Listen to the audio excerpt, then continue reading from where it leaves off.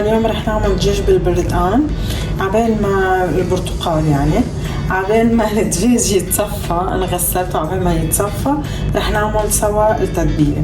محتاجين توم، راس توم كبير انا هون ضيقته، ومحتاجين عرق روزماري، جوز الطيب، ومحتاجين مسمار كبش قرنفل، ومحتاجين 2 هيل.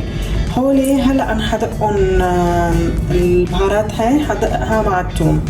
محتاجين انا حاعمل 6 دجاجات، كل دجاجة 700 جرام، فمحتاجة لكل دجاجة بردقاني، وطبعا قرفة ناعمة، وعندي هون ملح، وعندي لبن.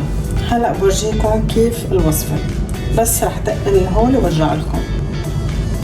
ليكو دقيت البهارات كيف صار الثوم مع البهارات الصغيرة. هلا رح احط عليه ملعقة قرفة، انا اوريدي وانا داقة حاطة ملعقتين ثوم. هيدا الشغلة بدكم كتير تنتبهوا فيها منها، موضوع التمليح. يعني اذا بتحطوا بالثوم وانتم عم تدقوا فبدكم تنتبهوا انه بالباقي لما مثلا نحط مثلا مقادير انه نفترض 4 معالق ملح او معلقتين ملح، اذا انتم حطيتوا بالثوم ملعقتين خلاص ما بقى تحطوا.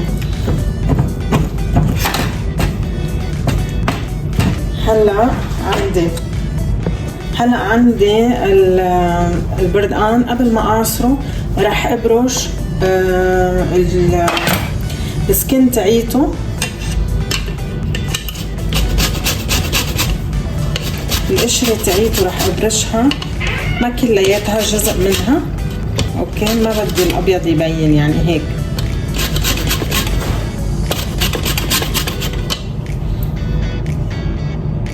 ليكوا كيف برشت البردقان برتقال.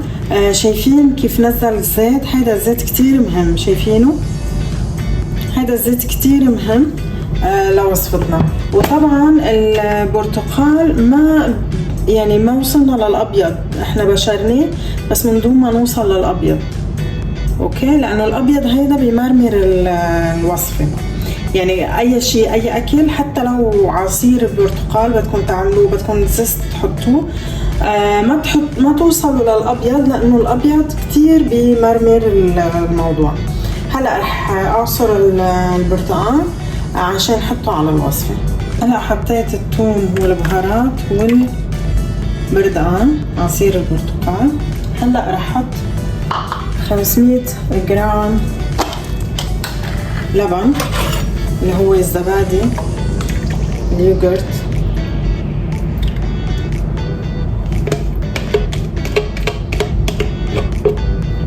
الزبادي بيخلي الدجاج يستوي اسرع، فهيك ما بيطول عن الخضرة اللي حتحطوها. هلا هون اختياري، اذا بتحبوا زيت زيتون او زبدة، اللي بتحبوه حطوه. انا رح احط زيت زيتون هاي المرة لانه ما بدي اياها تكون كتير دسمة.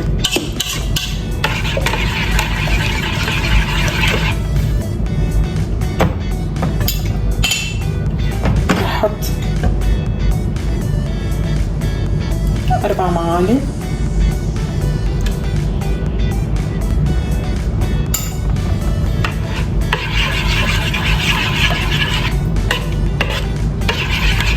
رح احاول احط لكم من وين بجيب زيت الزيتون، الاكاونت تاعولي الزلمه اللي بجيب منه زيت زيتون.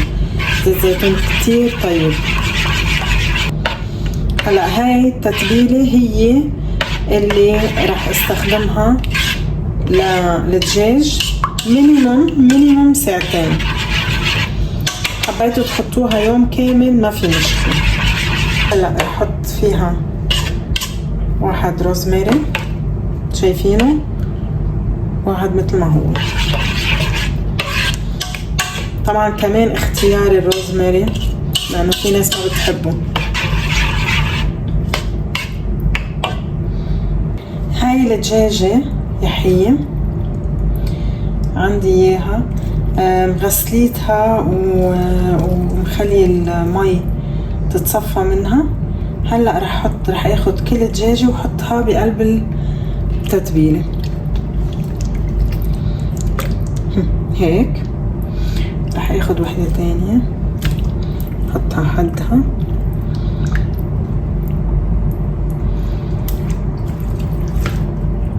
هاي الثالثة. رح شيل وحدة رجعها محلها.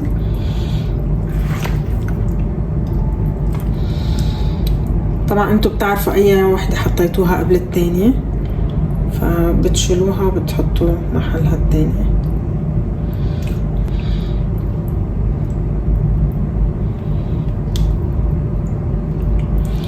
هلا التتبيلة كلياتها رح احطها عليها وفوتها البراد لمدة اقل شي ساعتين.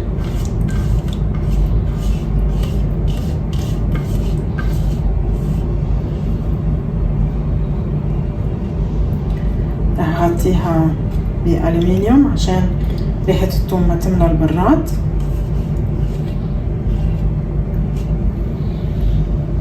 رح نضفها من برا كمان. ليكوا كيف غطيتها منيح. رح فوتها البراد ماكسيموم ساعتين، انا ممكن خليها يوم كامل. بهاي الأثناء لو هي مجرد ساعتين، بهاي الأثناء حنحضر الخضرة اللي حتفوت مع الدجاج. بهاي الأثناء عبال ما تتبل الدجاجية رح احضر الخضرة اللي حتنحط تحت الدجاج. عندي هيدي كتير ظريفة، ممكن تحطوا تحت الخضرة وفوق الدجاجات، او لحمة يعني خضرة تحت ولحمة فوق، فانتوا حسب شو بتحبوا. هلا رح احط فيها الخضرة. انا جايبة بيبي توميتو، رح قصها يعني ما رح اقشرها بقشرها، رح قصها ل4 هيك بس.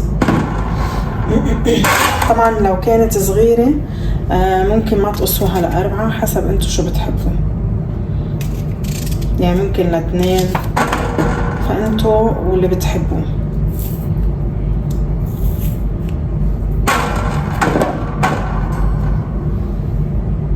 ليكوا هاي الخضرة، البطاطا، فطر، جزر مقطعته فارمته كبير عريض، بصلتين صغار. هلا رح رش ملعقة سماق،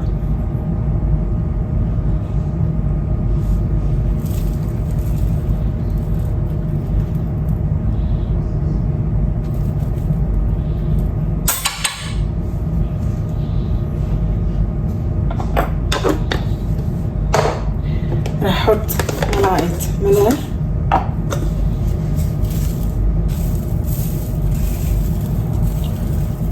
ورح اعصر حامضتين. هاي الحامضتين رح اعصرهم. هلا رح نحط عصير الحامض عليهم، ورح نحط قطعة زبدة ونفوتهم الفرن. شيء انه بس ينزل ميتهم، يعني المشروم ينزل ميته، الفطر ينزل ميته، البطاطا هيك، بعدين بحط عليهم الدجاجات وبعدين بنفوتهم الفرن. هلا رح احط قطعة زبدة صغيرة،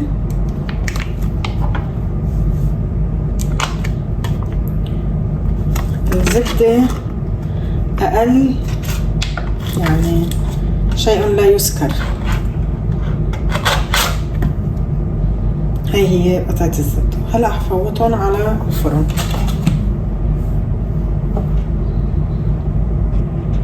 هلا رح جيب كيس للشوي، رح احط فيه خضرة ورح احط فيه الدجاج. عندنا طريقتين، ممكن تحطوا الخضرة بقلب الدجاجة تحشوها، او ممكن تحطوا الخضرة حوالين الدجاجة، فانتو حريتكم اللي بتفضلوه اعملوا.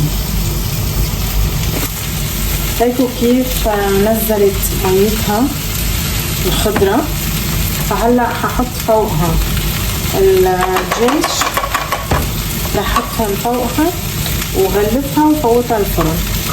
هلا برجيكم كيف رح بس رح انطر شوي بعد على الدجاج لانه بعده تحت التتبيله، وكمان رح انطر لحد ما الخضره تبرد شوي، بعدين نحط فوقهم الدجاجات.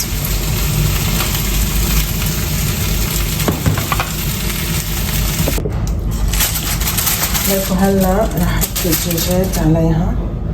اوكي، ما كلياتهم لانه الباقي حاعملهم بكيس شوي. بهاي الطريقة بنحطهم.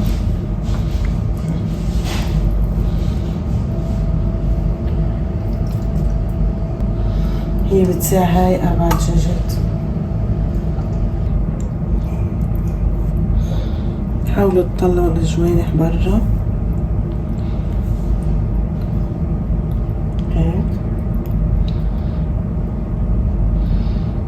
هلا بنغطيها وبعدين بنغطيها بألومنيوم ونص ساعة وبعدين بنكشف عليها وبتصير تتحمر. بس بالاول بدي اياها تنزل ميتها كمان على الدجاج، التتبيلة تاعتها تنزل على الدجاج.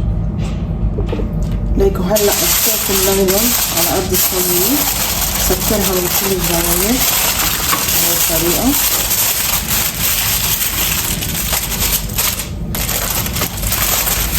بفوتها الفرن على درجة حرارة واطية، بتركها تستوي قبل ما سمعها من القشرة.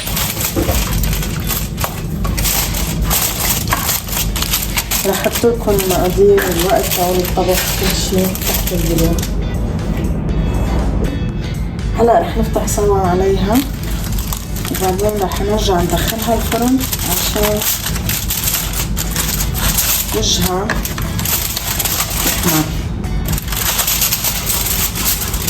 هاي من جوا مستوية، حتى ريحة الثوم اللي هيدا طالع بتجنن الريحة. هلا رح ارجع احطها وشغل الفرن على درجة حرارة عالية. وهاي الصينية من بعد ما طلعناها من الفرن سامعين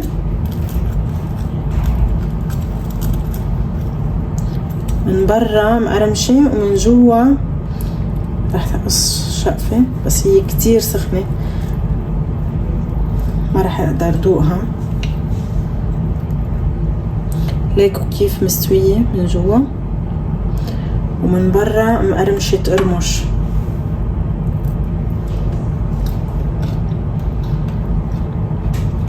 سامعين كتير طيبة.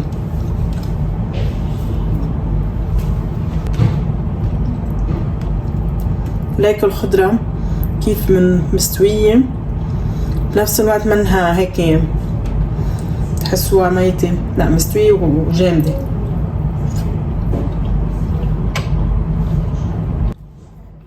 جربوها بهالطريقة وقولوا لي رأيكم، وإذا أنتم بتعملوها بطريقة تانية خبروني. صحتين.